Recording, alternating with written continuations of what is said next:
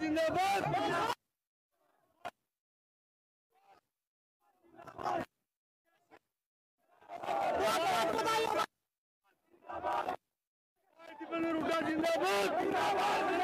हरियाणा के शेर की, हरियाणा के शेर की जिंदाबाद, हरियाणा के शेर की, हरियाणा के शेर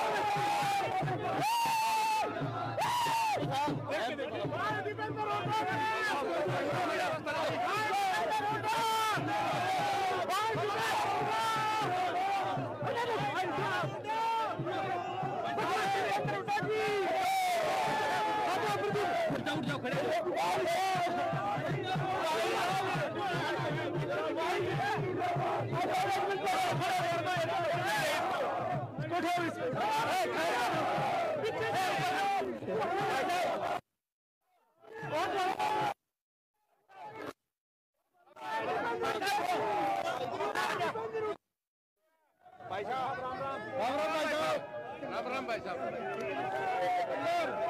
राम भाई साहब, राम राम भाई साहब।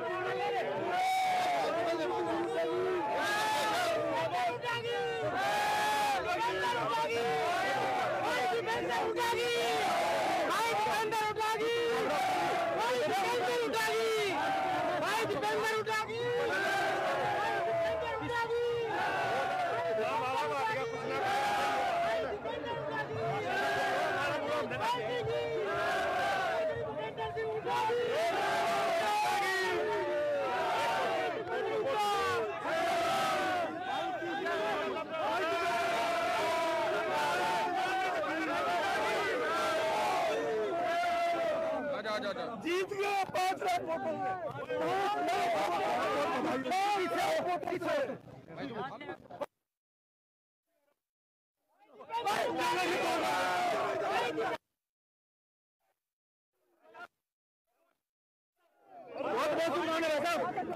वही होगा नीरज भाई साहब, हो जाएगा भाई साहब। बहुत बहुत शुभकामनाएं भाई साहब।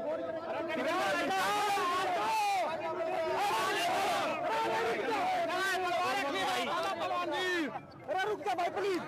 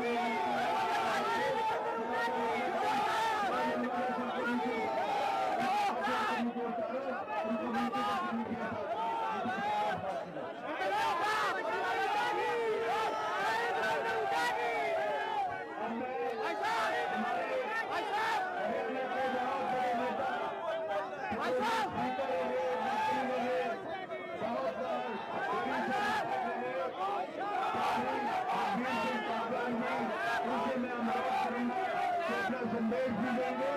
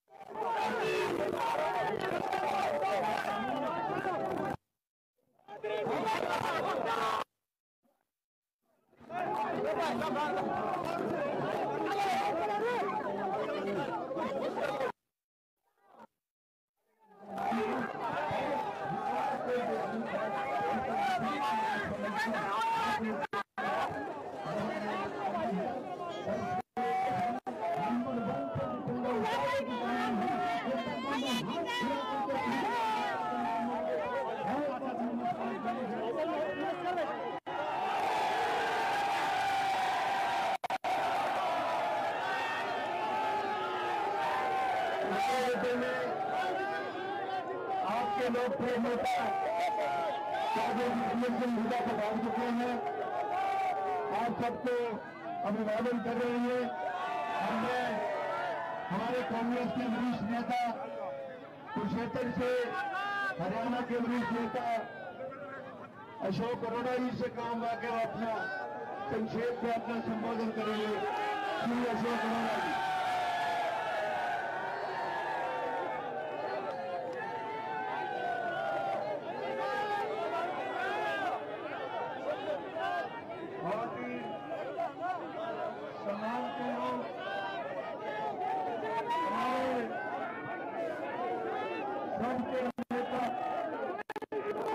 नेता प्रतिपक्ष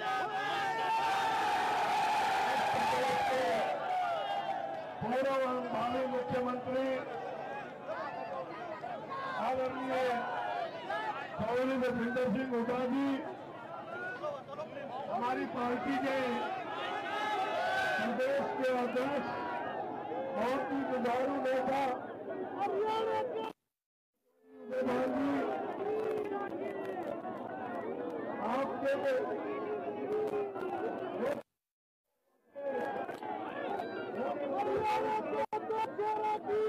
और भूपेंद्र हुड्डा जी मुख्य उपस्थित पार्टी के सभी वरिष्ठ नेतागण और आज अपने नाम में भूपेंद्र हुड्डा को अपना आशीर्वाद देने के लिए आए सभी सम्मानित बुजुर्गों, मेरे नए दोस्तों, माता और बहनों, बच्चों, हम शुभकामनाएं देते हैं अपने अजीत भूपेंद्र हुड्डा को, जिन्होंने आज नामांकन पत्र भरकर इस लोकसभा लोकसभा से चुनाव लड़ने का ऐलान किया। चुनाव निश्चित रूप से मुकाम आएगा। यह चुनाव बहुत सरकार बदलने में पूरे देश के अंदर इंडिया गठबंधन की निश्चित रूप से होगा। मैं तो बहुत की बात करके अपनी बात को विराम दूंगा। मैंने एक ही बात कहना चाहता, 9.5 साल तक अरुणा प्रदेश के अंदर एक ऐसी सरकार रही, एक ऐसे मुख्यमंत्री रहे जो इतने घमंड से रहे थे कि कोई उनके पास जाता था कि मेरी बात करो तो उनके लक्ष्य जाते थे।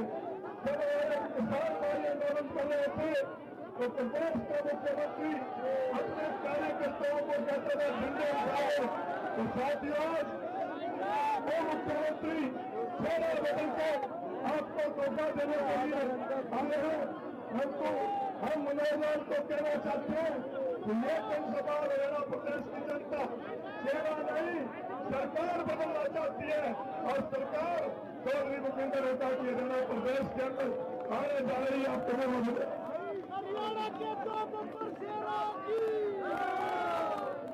हमारी मीटिंग में जगदीश सिंह मलिक, ललित नागर जी और सभी नेता हमारे मध्य में है।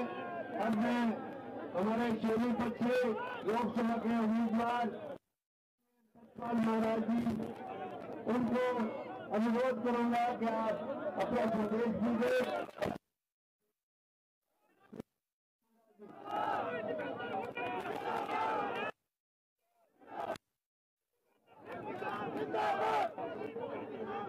कांग्रेस पार्टी श्री भूपेंद्र हुड्डा,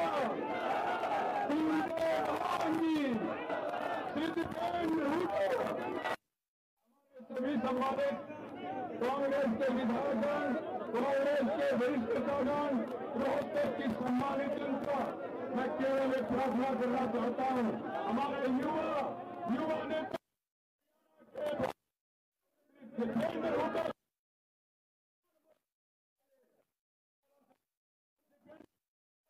और हरियाणा मुख्यमंत्री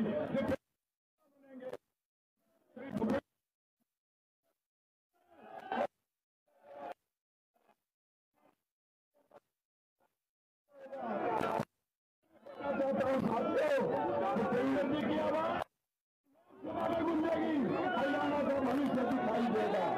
मैं आपसे एक अपील करना चाहता हूँ, मेरे मन से कार्यकर्ताओं को चौधरी भूपेंद्र सिंह हुड्डा जी ने एक सत्पाल कर्मचारी को ब्राह्मण वर्ग से टिकट दिया है। मैं सभी सम्मानित ब्राह्मण जनों में कहना चाहता हूँ, ये भविष्य ब्राह्मणों को भी कांग्रेस में सुरक्षित अधिकार देंगे। मैं आपको विश्वास दिला रहा हूँ। साथियों, ऐसा नेता छत्तीस बिरादरी का होगा, माननीय भूपेंद्र हुड्डा से बढ़िया नहीं हो सकता। आपके सामने है, पूरी अपील करता हूँ सारे भारत में रिकॉर्ड मतों से जिला के श्री भूपेंद्र हुड्डा जी को भारतीय लोकसभा में भेजेंगे, ऐसा मेरा मानना है। छत्तीस बिरादरी अगर नेता अगर हरियाणा में है तो उसका नाम बाई दिसंबर होता है, युवाओं को रोजगार मिलेगा, किसान की मदद होगी, सरकारी का हित सुनिश्चित रहेगा और गरीब गरीबों का काम चलेगा। आज हरियाणा में गुंडागर्दी, भ्रष्टाचार, आप जवानों की बात सुनिए, कल भी धमकियां आ रही थी और ये धमकियां केवल श्री भूपेंद्र सिंह जी हुड्डा हमारे जो माननीय यशस्वी मुख्यमंत्री थे और आने वाले टाइम में भारत के नेता बनेंगे। आदिवासी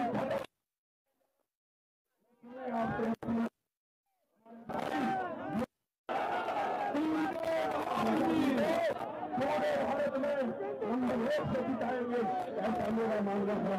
सम्मानित साथियों, जैसे हम सबसे चुनाव लड़ा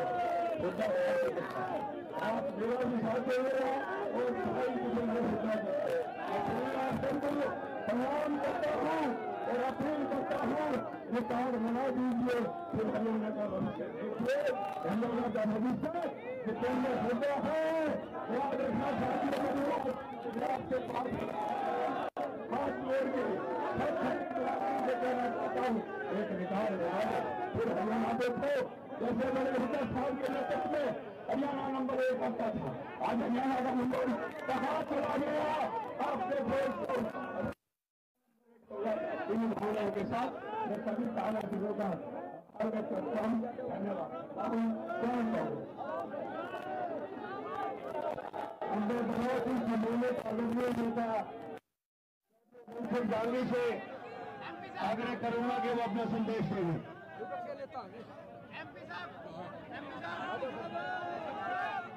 हरियाणा प्रदेश के जन जन के नेता, आपके अपने हरियाणा के भविष्य के मुख्यमंत्री चौधरी भूपेंद्र सिंह हुड्डा जी, हमारे प्रधान उदय भान जी, भाई डॉक्टर सिंह चौहान जी और आपके अपने, आपके भाई, आपका बेटा, आपका खून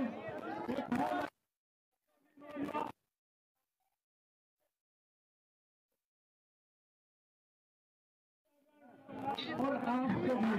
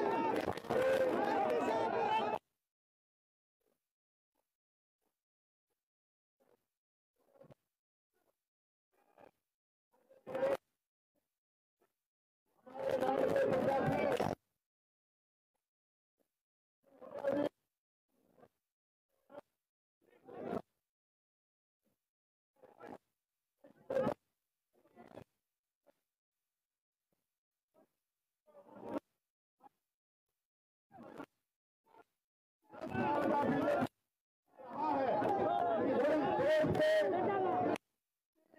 युवाओं की मजबूत बात करना चाहूंगा।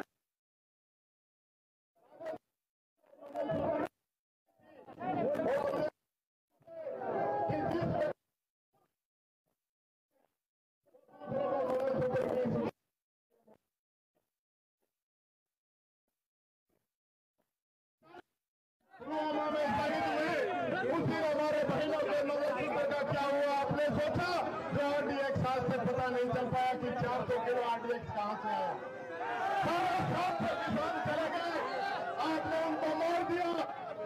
उनके पीछे माताओं बहनों के मंगलसूत्र का क्या हुआ वो आपने नहीं सोचा। और आप बात करते हैं मंगलसूत्र की। और साथियों, अब तो मोदी जी भैंस की ओर बात करने लगे हैं। वो कहते हैं कि कांग्रेस आपकी भैंस भी ले जाएगी। तो ये हालत है प्रधानमंत्री की। पहले और दूसरे चरण में राजस्थान में चुनाव हो चुके हैं। राजस्थान में अमीन का मोरिया बुला दिए जम गया, अब तक भी इसकी समाचार आ रहे हैं। और हरियाणा के एडवांस में समाचार चल रहे हैं। यहाँ भी इनका पार्टियां साफ है, गांव में लोग नहीं घुसने दे रहे हैं। मेरा आपसे एक अनुरोध है, जो लोग संविधान बदलने की बात करते हैं, मैं देख रहा हूं बाबा साहब अम्बेडकर की प्रतिमा यहाँ पे लगी हुई है। उनका दिया हुआ संविधान इस देश को मिला है, गरीब को, मजदूर को। तो आज जो लोग संविधान बदलने की बात करते हैं, मैं आपसे निवेदन कि दोनों हाथ उठा के उन लोगों को बदलने का काम आप लोग करें। बहुत बहुत धन्यवाद। राम राम साहब। हमारे राजस्थान से प्रतिपक्ष के नेता अपोजिशन लीडर और मैं हमारे प्रदेश के बहुत बड़े नेता, बहुत बड़े वरिष्ठ नेता, हमारा हरियाणा प्रदेश कांग्रेस कमेटी के अध्यक्ष चौधरी उदय मान जी संबोधित करेंगे। चौधरी उदय मान जिंदाबाद। चौधरी उदय मान।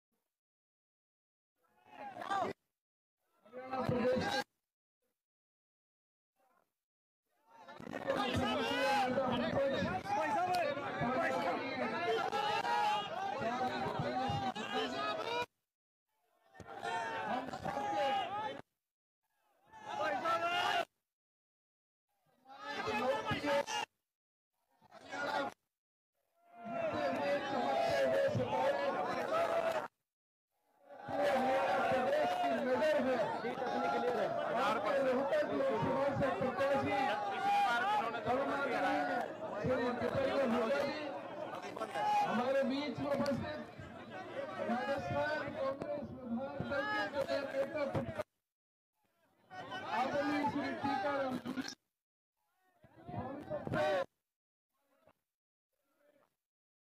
कर्मचारी जी, मेरे सभी पार्टी के सभी पदाधिकारीगण, विभिन्न प्रकोष्ठों के सभी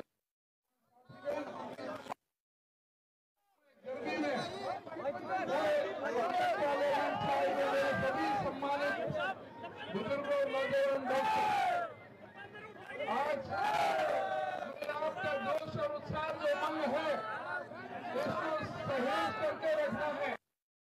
25 तारीख को इम्तिहान है आपका। 25 तारीख को इम्तिहान है कि इस देश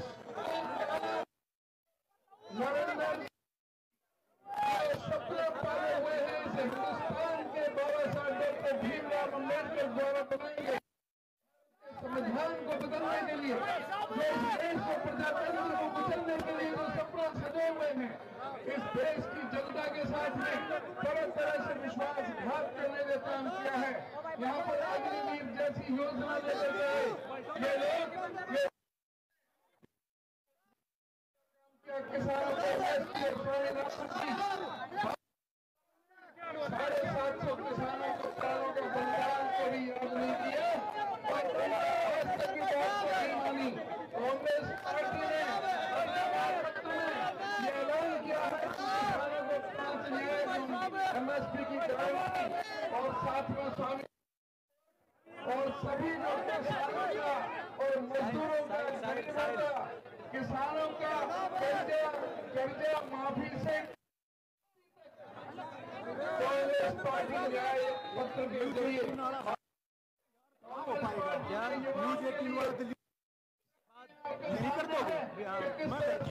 पढ़े लिखे नौजवानों को 1 लाख रुपए साल के हिसाब से उनको प्रशिक्षण करने के दिया जाएगा।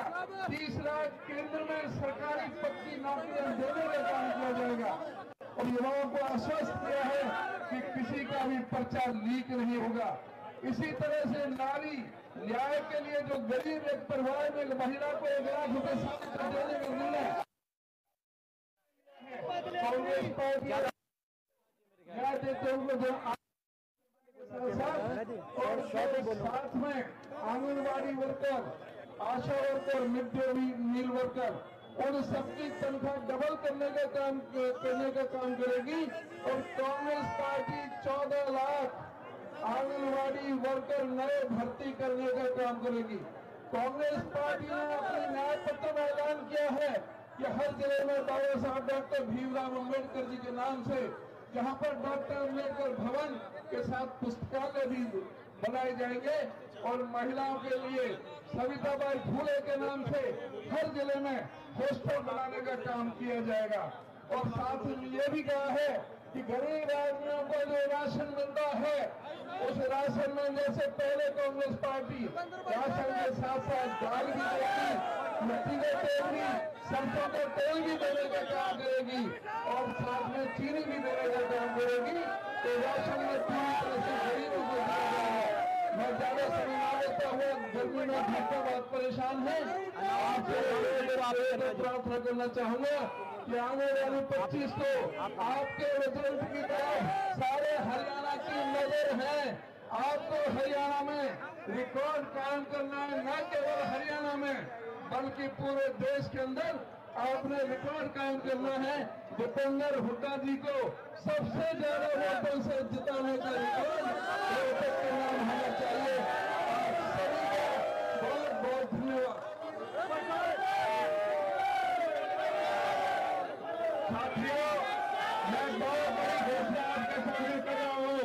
रोहतक म्युनिसिपल कॉर्पोरेशन के डिप्टी मेयर अनिल जी आज विधिवत रूप से कांग्रेस ज्वाइन करेंगे और उदय जी उनके पत्ता लगा के कांग्रेस में सम्मानित करेंगे, उनको पूरा मान सम्मान मिलेगा।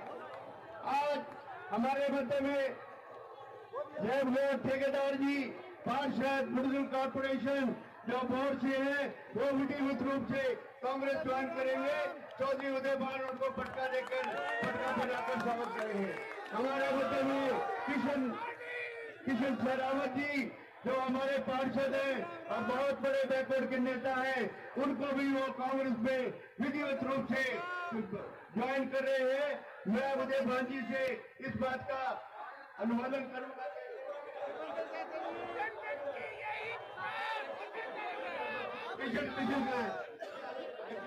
भाई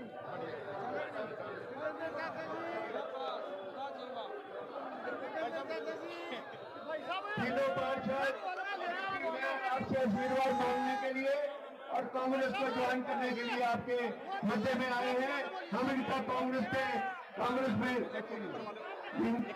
इनका स्वागत करते हैं। उनका वो तो एक घर वापिस आए हैं, डेपुटेशन पे थी, घर वापिस आए हैं। अब इनको तन मन धन से पूरा चुनाव देना है। डिप्टी मेयर ने भी और दोनों पार्टियों में इनका पार्टी का इनका स्वागत करते हैं। और मैं चौधरी भूपेंद्र सिंह हुड्डा अनिल कुमार, मैं जो साथी जिन्होंने आज कांग्रेस पार्टी का दामन थामा है और हमारे इस संघर्ष में लड़ाई में शामिल हुए हैं, हमारे डिप्टी मेयर अनिल कुमार जी और उनके साथ जो पार्षद हमारे साथी हैं कृष्ण कुमार जी, जय भगवान जी और जो साथी जो शामिल हुए हैं, और सबका प्रदेश कांग्रेस से हार्दिक उनका स्वागत करता हूं और उन्हें पूरा विश्वास दिलाते हैं कि उनको पूरा पार्टी में मान सम्मान मिलेगा। आप सभी का धन्यवाद। अब मैं हिंद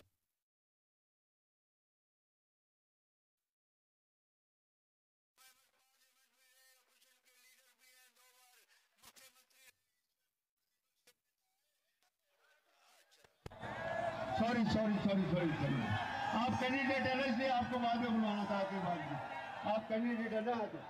अब मैं आपके युवा नेता जिनसे आप प्यार करते हैं, लाखों से जिताना है भाई। पिछले सारे रिकॉर्ड तोड़ने हैं, चौधरी दीपेंद्र सिंह हुड्डा जिंदाबाद। चौधरी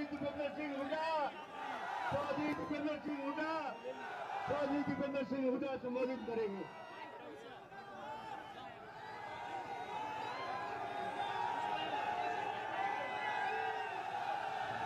राम जी सबको। हमारे बीच में हमारे बहुत ही आदरणीय आपके हमारे सबके नेता चौधरी दीपेंद्र सिंह हुड्डा जी, हमारे बहुत ही आदरणीय प्रदेश कांग्रेस कमेटी के लोकप्रिय अध्यक्ष चौधरी उदय भान जी हमारे बीच में विशेष रूप से राजस्थान से पहुंचे, उनका बहुत बहुत मैं स्वागत करता हूँ। राजस्थान के विपक्ष के नेता हैं, कांग्रेस पार्टी विधायक दल के वहाँ के नेता हैं और विशेष रूप से आप अपने पहुँचे हैं। रोहतक भी उनका घर है, हम उनका स्वागत करते हैं। हमारे भाई टीकाराम जूली जी, बहुत बहुत आपका स्वागत है। हमारे आदरणीय डॉक्टर रघबीर सिंह कादियान जी, हमारी बहन गीता भोकल जी विधायक। ये एम्बुलेंस को जगह देना भाई, जो एम्बुलेंस आ रही है, सभी साथी इस बात का ध्यान दें कि एम्बुलेंस को।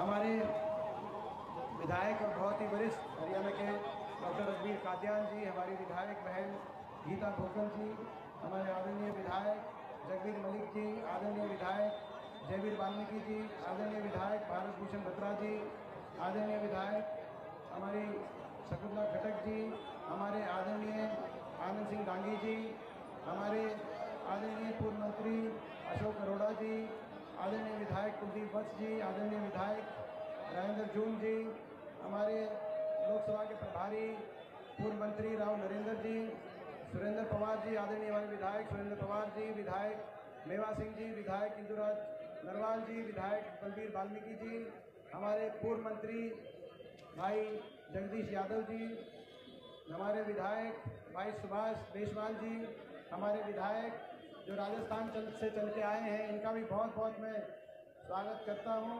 भाई अभिमन्यु पुनिया जी हमारे आज स्पेशली पहुंचे हैं, उनका भी बहुत बहुत बोल नहीं पाए लेकिन उनका धन्यवाद करते, राजस्थान से चल के आए हैं।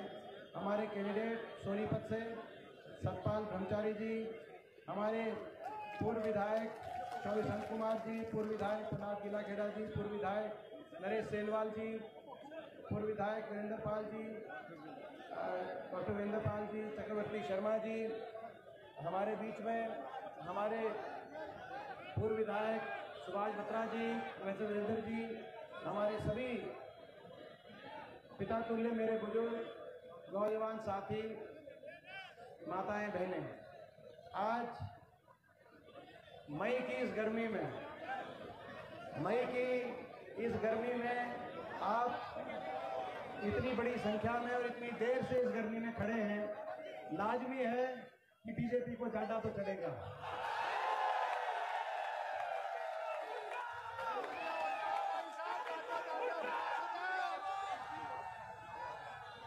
हमारे पूर्व विधायक ललित नागर जी भी पहुंचे हैं, उनका भी नाम नहीं आ पाया था, नाम भी है।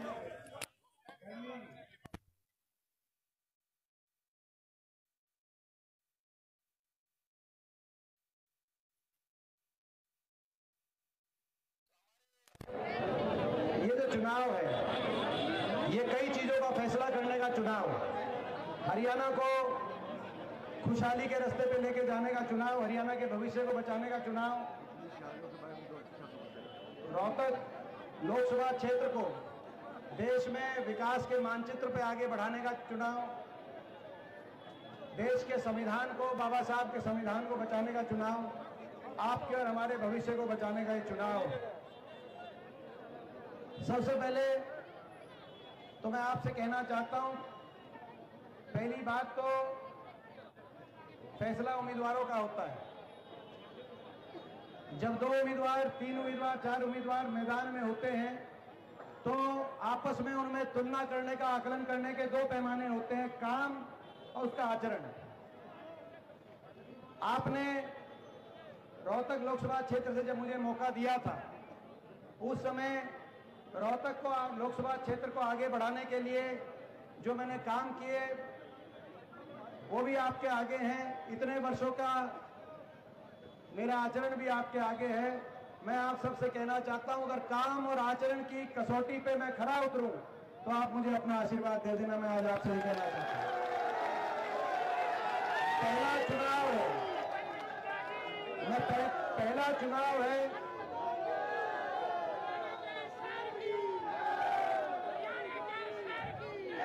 और मैं विश्वास दिलाता हूं कि जो आपका आशीर्वाद है, आपका आशीर्वाद, पीछे आवाज आ रही है, और आपका जो आशीर्वाद है, ये मैं विश्वास दिलाता हूं, आपका आशीर्वाद खाली नहीं जाएगा। देश में मैं आपके मान सम्मान को ऊपर लेके जाने का काम करूंगा और अपने इलाके के रुके हुए विकास कार्यों को आगे बढ़ाने का मैं काम करूंगा। और आपका आशीर्वाद केवल एक सांसद बनाने का ही काम नहीं करेगा। यहां से जब आपके आशीर्वाद से, जिस दिन आपके आशीर्वाद से यहां से नतीजा आएगा, वो नतीजा हरियाणा की अगली सरकार की नींव रखने का काम भी यहां पे करेगा। मैं क्या आपको कहना चाहता हूं, हमारे बीच में बहुत से हमारे पूर्व विधायक और जो डॉक्टर शिवशंकर भारद्वाज, विजेंद्र कादियान, बहुत से, किसी का नाम लेगा तो बाद में ले लेंगे, और हमारे सहयोगी दल, हमारे आम आदमी पार्टी के लवलीन टुटेजा जी भी आम आदमी पार्टी से पहुंचे हैं, और सीपीएम से जगमती सांगवान जी भी यहाँ पे पहुंची है। तो हम अपने सहयोगी दलों का भी बहुत बहुत धन्यवाद करते हैं। आपने देखा पहला चुनाव ऐसा हो रहा है, नहीं तो क्या होता है कि विपक्ष का उम्मीदवार तो ये कहता है कि मैं आने वाले समय में क्या करूंगा, और सत्ता पक्ष का उम्मीदवार अपने काम बताता है कि ये काम किए, आप मेरा साथ दो, और विपक्ष वाला कहता है कि आप मेरा साथ दोगे तो मैं ये करूंगा। लेकिन यहां पर ऐसी स्थिति बन गई कि जो सत्ता पक्ष के उम्मीदवार हैं, जो 5 साल यहां सांसद रहे, वो तो अपना कुछ काम बता नहीं रहे, क्यों कुछ काम किया नहीं, लोगों के बीच में गए नहीं, और हम अपना काम बता रहे हैं।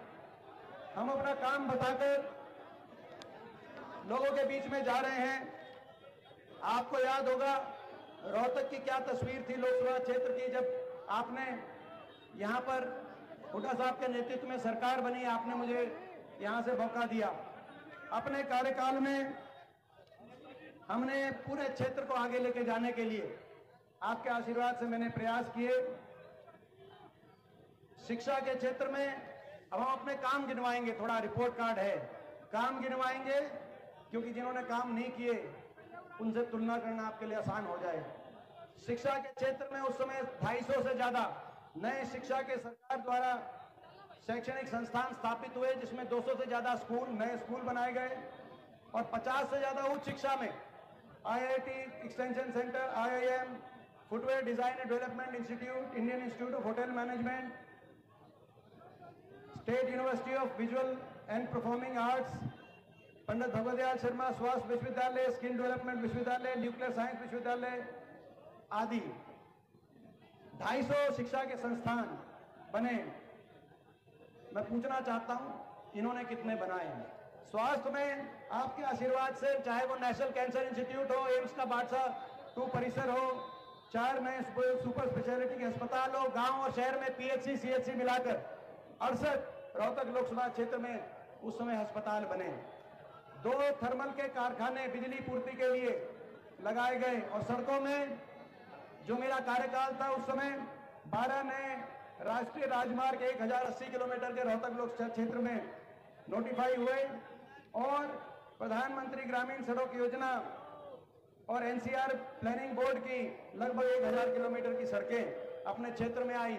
रेल और मेट्रो के क्षेत्र में बहादुरगढ़ मेट्रो आई तो झज्जर रेवाड़ी तक रेल की लाइन गई, और दूसरी रेल की लाइन जो हमारे समय मंजूर हुई, जो काम शुरू कराया, रोहतक महम हासी रेल की लाइन। इसी प्रकार से उद्योग 3 औद्योगिक क्षेत्र लगे, IMT Rohtak, MET Jhajjar, footwear park Bahadurgarh और 30 से ज्यादा बड़े उद्योग जिसमें Maruti, Asian paint, Panasonic, Yokohama, Denso, Amul, ICN, JK cement आदि ये उद्योग आए 17 शहरों में और कस्बों में। उस समय बाईपास बने जो पहले बाईपास नहीं थे। बहादुरगढ़ का बाईपास, सापला का बाईपास, रोहतक का बाईपास, कलानौर का बाईपास, महम का बाईपास, झज्जर का बाईपास, बादली का बाईपास, कोसली का बाईपास, छारा का बाईपास। अब मैं ये पूछना चाहता हूं इनके कार्यकाल में ये हम नहीं कहते 68 अस्पताल बने, हम नहीं कहते इतने स्कूल कॉलेज बने, एक भी कोई स्कूल कॉलेज अस्पताल, किसी एक शहर का नया बाईपास, कोई 1 इंच मेट्रो का खंभा, कोई 1 इंच नई रेल की लाइन की मंजूरी, कोई एक काम ये बताएं जो इन्होंने किया हो। हम अपने काम बता रहे हैं और हम ये पूछ रहे हैं कि आपने क्या किया। अगर आपने काम नहीं किया, मैं देख रहा था यहाँ के उम्मीदवार अभी कल जब नामांकन आता तो पहली बार उन्होंने यहाँ के क्षेत्र के लिए मांग रखी, नहीं तो मांग भी नहीं रखते थे, मांग रखी कि सैनिक स्कूल बनाया जाए। राजनाथ सिंह जी आए थे, अरे क्या उम्मीद आपसे करी जाए, सैनिकों को तो आपने अग्निवीर बना दिया और अब सैनिक स्कूल की मांग 5 साल तक तो आपने कुछ कहा नहीं, 5 साल तक तो कुछ काम कराया नहीं, कोई एक कॉलेज अस्पताल स्कूल नहीं बता सकते। बीजेपी का कार्यालय जरूर दिखा सकते हैं कि ये विकास कार्य हमने यहाँ पे बीजेपी का कार्यालय बनाया। जैसा कार्यालय बनाया बीजेपी का वैसा ही कोई 1-2 और इमारत बन जाती, लोगों के जो काम में आती, तो मैं समझता हूँ इनका सार्थक कार्यकाल रहता। तो काम भी आपके आगे है, आचरण भी आपके आगे है और हरियाणा की परिस्थिति भी आपके आगे, देश की परिस्थिति भी आगे। लड़ाई लड़ रहे हैं आज देश में, हम लड़ाई लड़ रहे हैं, संविधान बचाने की लड़ाई लड़ रहे हैं। भारतीय जनता पार्टी का घमंड काफी बढ़ गया है और वो इतना बड़ा घमंड हो गया है कि बाबा साहब से ऊपर अपने आप को मानने लग गए। कह रहे हैं 400 पार का नारा इसीलिए दे रहे हैं कि संविधान तोड़ेंगे। ये नारे भी अपने लिए देते हैं। 75 पार का नारा भी किसी और के लिए नहीं था, बीजेपी वालों खुद के लिए था कि 75 पार एमएलए आएंगे। उसकी हवा निकल गई हरियाणा में, 40 पे सुई रुकी थी पिछली बार। 400 पार का नारा भी ये अपने लिए दे रहे हैं।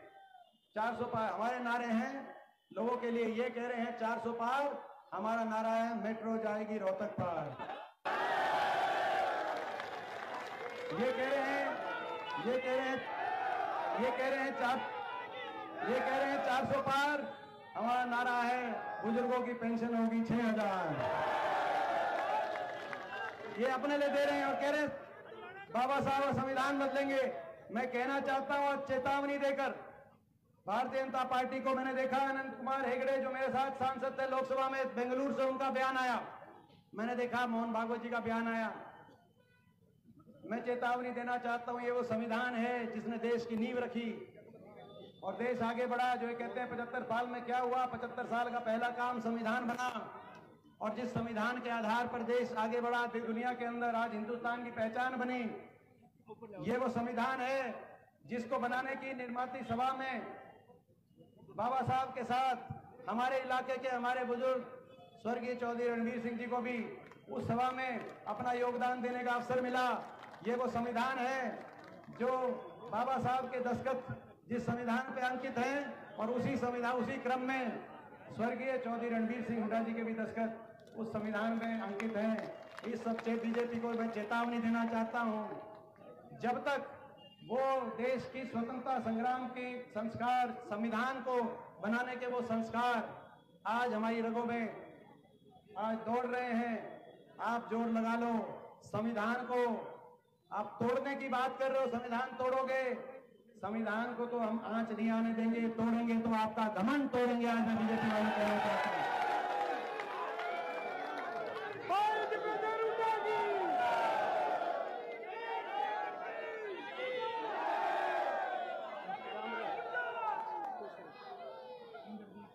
हमारे बहुत आदरणीय हमारे कॉमरेड इंद्रजीत जी भी पहुंचे हैं। तो भाई कॉमरेड हमारे बहुत आदरणीय हैं, अंकल हैं, लेकिन हम उनको लाल सलाम कहेंगे, लाल सलाम। तो ये संविधान को बचाने का भी चुनाव है, ये हरियाणा को बचाने का चुनाव है। आज देश में सबसे ज्यादा बेरोजगारी हरियाणा में, सबसे महंगाई आज हरियाणा में। आज हरियाणा को विकास से की पटरी से उतारने वाली ये सरकार साबित हुई है। आज ऐसी सरकार, कोई ऐसा वर्ग नहीं जिस वर्ग को इस सरकार ने प्रताड़ित किया ना हो। किसान आंदोलन आया तो किसानों पे जुल्म ढाया इस सरकार ने। जब कर्मचारी गए ओल्ड पेंशन स्कीम मांगने, उन पर लाठीचार्ज किया इस सरकार ने। जब अग्निपथ योजना को वापस करने के लिए नौजवान बेरोजगार निकला तो उनको निशाने पे लिया इस सरकार ने। जब गरीब आदमी, सारी गरीब की स्कीम जब बंद हो गई, मनरेगा के मजदूर जब गए उन पे लाठीचार्ज हुआ। सफाई कर्मचारी, ग्रामीण चौकीदार गए, उन पे लाठीचार्ज करने वाली है सरकार। जब अहीर रेजिमेंट की मांग लेकर नौजवान गुड़गांव में बैठे, उनको निशाने पर लेकर और उन पे कार्रवाई कराने वाली ये सरकार साबित हुई। जब हमारी बेटियों ने अपने लिए न्याय मांगा तो दिल्ली की सड़क पे घसीटने का काम उन बेटियों करने वाली ये सरकार साबित हुई। काम कुछ किया नहीं, लेकिन अहंकार इस सरकार का ऐसा, इतना घमंड, कोई ऐसा वर्ग नहीं जिसको निशाने पे इस सरकार ने ना लिया हो। अब हरियाणा में जब इतनी नाराजगी बढ़ गई तो बीजेपी के पास रिपोर्ट गई तो ऐन चुनाव के समय बीजेपी ने अपना मुख्यमंत्री का चेहरा भी बदल दिया, अपना उप मुख्यमंत्री का चेहरा भी बदल दिया। उप मुख्यमंत्री के चेहरे को तो 4-4.5 साल के बाद अग्निवीर की तरह रिटायर करा के घर भेज दिया। फर्क एक है, अग्निवीर को रिटायरमेंट के बाद पेंशन नहीं है, इनने अपनी 7 पीढ़ी का पेंशन का जुगाड़ और कर लिया। इतना भ्रष्टाचार किया, 5100 की पेंशन पे धोखा दिया। मैं बीजेपी वालों को कहना चाहता हूं, आप क्या मुख्यमंत्री बदलोगे? अब आप क्या मुख्यमंत्री और उप मुख्यमंत्री का चेहरा बदलोगे? अब तो ये हरियाणा की जनता सरकार ही बदलने का काम करेगी। सरकार बनेगी आपकी। हरियाणा में माहौल आज पूरे हरियाणा के अंदर, हरियाणा के कोने कोने से, आज हरियाणा के कोने कोने से एक ही आवाज आ रही है, बीजेपी की सरकार हरियाणा में जा रही है। हुड्डा साहब के नेतृत्व में कांग्रेस पार्टी की सरकार हरियाणा में आ रही है।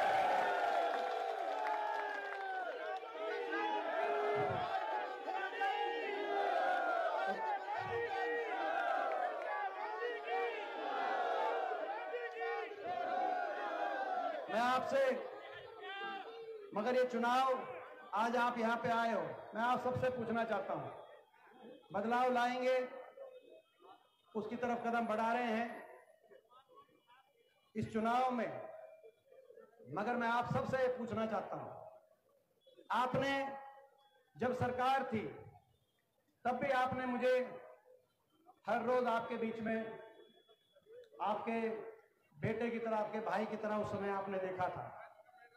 मैंने कभी किसी एक व्यक्ति को भी मैंने किसी काम के लिए मना नहीं किया। अगर कोई मेरे से मिला और उसके मस्तिष्क पे थोड़ा तनाव देखा, मैंने किसी को टेंशन में जाते देखा, तो मेरे को रात को ठीक से नींद नहीं आई। मैंने सबका मान सम्मान करके, जब सत्ता में थे तब भी आपने देखा, और जब विपक्ष में थे पिछले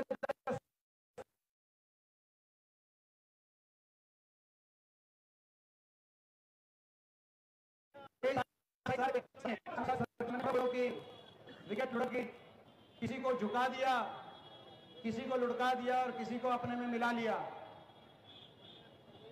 सारे देश के विपक्ष को इन्होंने निशाने पे रखा। लेकिन फिर भी जब आपके लिए कहीं लड़ने की बात आई, कहीं अड़ने की बात आई, कहीं खड़ा होने की बात आई, तो चाहे मैं अकेला पड़ गया देश की संसद में, जब किसान के लिए बोलने की बात आई, हमारी बेटियों के लिए बोलने की बात आई, चाहे गरीब के लिए बोलने की बात आई, जब देश की संसद में खड़े होकर तानाशाह ताकतों से आंख मिलाकर आपके बेटे ने ईमानदारी से जब आपकी आवाज वहां उठाई तो पलक भी मैंने नहीं झपकाई।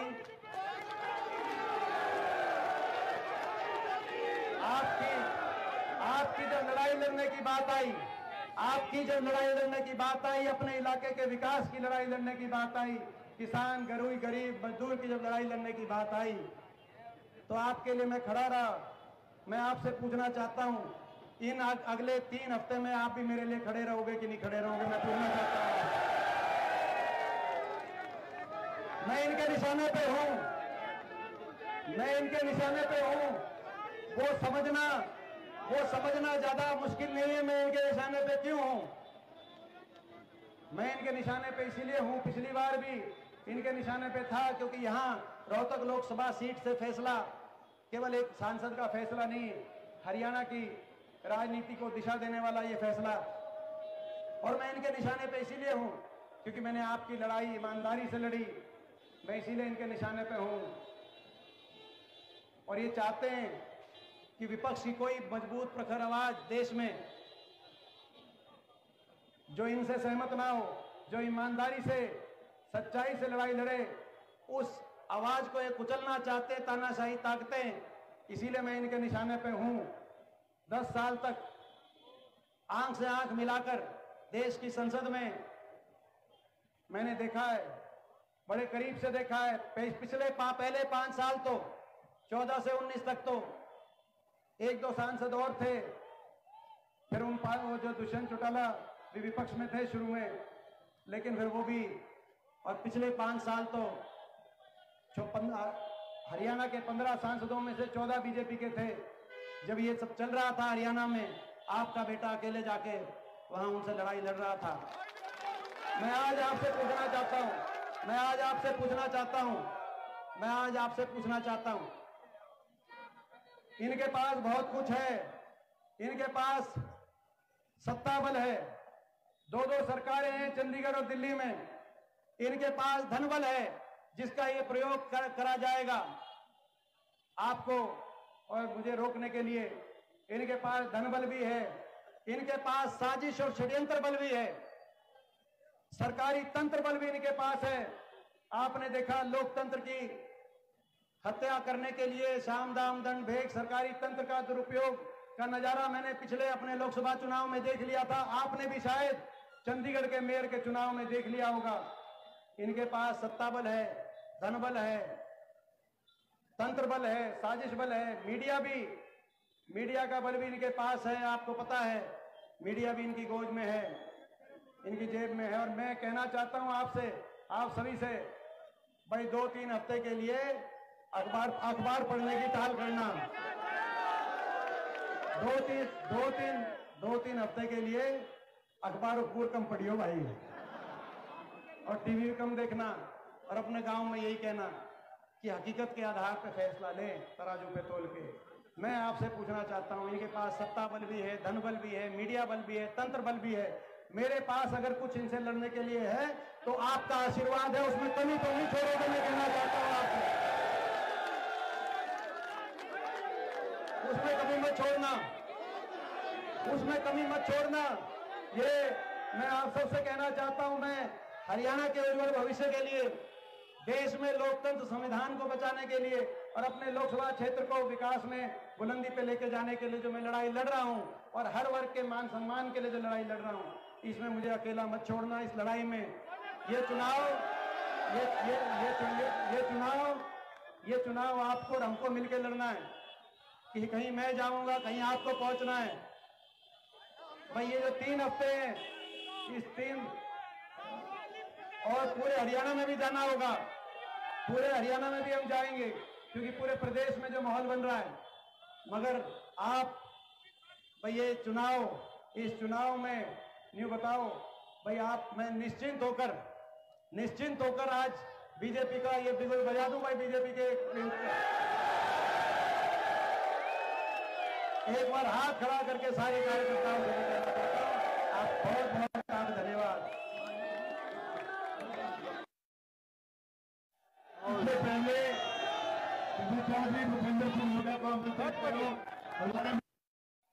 सुशील इंदौरा एक्टिविटी, हमारे बहुत बड़े सीपीएम के नेता कॉमरेड नीलम जी, श्री राजकुमार वाल्मीकि जी, डॉक्टर मुनिंदर सुहाग जी। और एक बात और जरूर बताना चाहता हूँ, हुड्डा साहब को और कांग्रेस को इस बात की मुबारकबाद देते हैं कि 2 पंजाबी कांग्रेस थे, कांग्रेस ने टिकट ली है, एक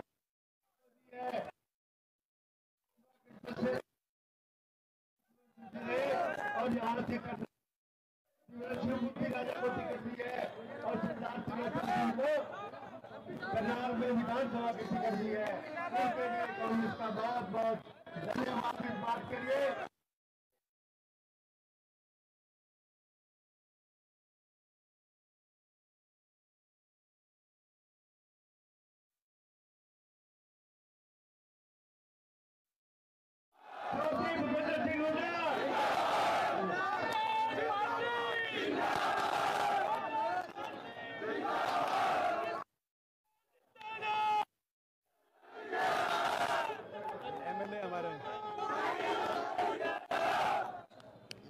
भाई बीच पर कोई ना रखना, आज भी सुन लो, बहुत गर्मी है और बहुत देर से बैठे हो।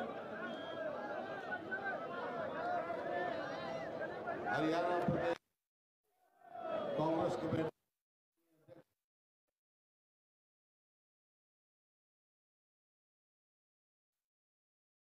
टीकाराम जूली जी और यहाँ से लोकसभा के हमारे उम्मीदवार अजीज दीपेंद्र जी और स्टेज पर बैठे सभी विधायकगण, पूर्व विधायकगण, पूर्व मंत्री और कांग्रेस पार्टी के व आप पार्टी के भी वरिष्ठ नेतागण, कांग्रेस पार्टी की मंच उपस्थित मेरे बुजुर्गों, नौजवान साथियों, मातृशक्ति, पत्रकार बंधु, देखो बहुत देर से धूप में खड़े हो और मैं देख रहा हूँ, मैं तो छाया में खड़ा हूँ, मेरे पसीना पूरा आ रहा था तो पूरा पसीना आ रहा है। तो एक बात कह रहा हूँ, आज एक बात कह रहा हूँ, जो पसीना आपने लिया है ना, नहीं जाएगा, हरियाणा की राजनीति में तो जाएगा। आज और हमारे पड़ोस से सोनपुर से उम्मीदवार सतपाल ब्रह्मचारी जी भी हैं। इन्होंने बहुत सेवा करी हरिद्वार में। मैं बहुत बार जब गंगा में मैं डूबा था तो भाई इनने बहुत और सतपाल जी ने दोनों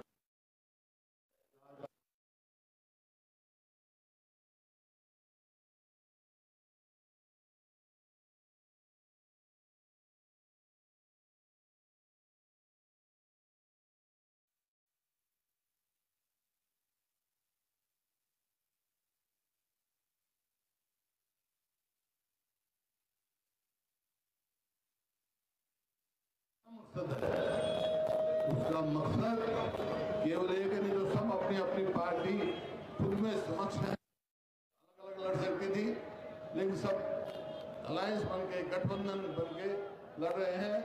क्यों? क्योंकि देश का जो डॉक्टर अंबेडकर सामने है मेरे, जिनकी मूर्ति है, जो संविधान लिखा गया था, वो संविधान खतरे में है। उस संविधान को बचाना है। संविधान बचेगा तो प्रजातंत्र बचेगा, आपका अधिकार बचेगा, दिन तो कुछ नहीं बचेगा। ये हम ये मकसद लेके गए और देश की जनता तैयार हो गई है। मैं तो हरियाणा में घुमा हूं, बाहर नहीं गया, लेकिन जहां गया हूं बहुत जन समर्थन। और जहां तक लोकसभा के चुनाव का सवाल है, और जैसा दीपेंद्र ने कहा, रोहतक की लोकसभा का सवाल है, ये केवल एक लोकसभा का एमपी बनाने का सवाल नहीं है। हरियाणा में लोकसभा के जो एमपी बनेंगे वो फैसला करेंगे 3 महीने के बाद। हरियाणा के चुनाव हैं, हरियाणा में किसकी सरकार बनेगी। और मैं दावे के साथ कह रहा हूं आपको, सारे हरियाणा में घूमे हुए 36 बिरादरी मन बना चुके हैं कि अगली सरकार हरियाणा में कांग्रेस की सरकार बनेगी।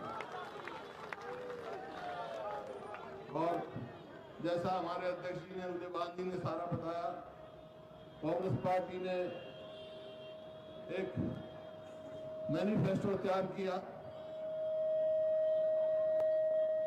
न्याय पत्र, इसमें अलग अलग वर्गों के लिए रखा है। जैसे बेरोजगारों के लिए एप्रेंटिसशिप 1 लाख रुपए साल का, बुजुर्ग महिला के लिए 1 लाख रुपए साल का, मनरेगा की मजदूरी कम से कम 400 रुपए, और किसान का MSP की गारंटी और कर्जा माफ की बात कही, ये कहा है।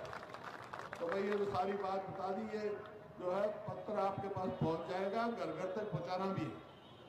लेकिन मैंने जैसे कहा अकेला लोकसभा का नहीं है, ये हरियाणा में सरकार बनाने का भी है। और हमने कहा कि हरियाणा में सरकार बनी तो भाई हम क्या करेंगे, 5-4 मोटी मोटी बात बता दूं, क्योंकि मेरे मन में टीस है कि 2014 में जो मेरा हरियाणा प्रदेश प्रति व्यक्ति आय, प्रति व्यक्ति निवेश, नौकरी देने में, कानून व्यवस्था में, खेल और खिलाड़ियों में नंबर 1 प्रदेश था पूरे देश में। आज 10 साल में इन्होंने कहां पहुंचा दिया।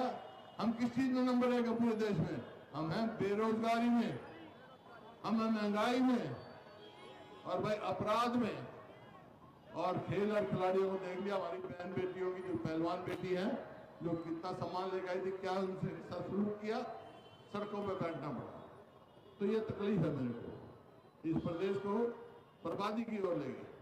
तो भाई लेकिन आप यहाँ से जिता के भेजोगे और लोकसभा में, तो उसके बाद हरियाणा में सरकार बनी तो हम क्या करेंगे? 4-5 बात कह रहे हूँ आपको। एक तो भाई बुजुर्गों की पेंशन 6,000 रुपए करेंगे, और 300 यूनिट बिजली फ्री करेंगे, और गैस सिलेंडर की कीमत 500 रुपए से ज्यादा नहीं होगी। 100 रुपए, मतलब 500 रुपए का 100 गज के प्लॉट जो इन्होंने बंद कर दिए, हमने 4 लाख प्लॉट दिए। एक दिया तो बता दो, गांव का नाम बता दो, आदमी नाम बता दो, वो फिर देंगे, वो उनको देंगे। और भाई आज जो मैंने कहा बेरोजगारी में नंबर 1 है, 2 लाख पक्की नौकरी हरियाणा में खाली है और 30 लाख केंद्र में खाली है। भाई हरियाणा में कांग्रेस की सरकार आएगी तो 2 लाख नौकरी देंगी पक्की। ओल्ड पेंशन स्कीम लागू करेंगे। इस प्रकार मोटी बातें हैं, ये आप जो हम कहते हैं वो करते हैं भाई। लेकिन आज मैं एक ही बात कहने आया हूं, चुनाव है, यहां से दीपेंद्र लड़ रहे हैं, मैं तो भाई इसको आपके हवाले करने आया हूं। जिताओ हराओ तब जानो, तुम लड़ोगे, ये चुनाव तुमने लड़ना है, तुम लड़ोगे इसका चुनाव।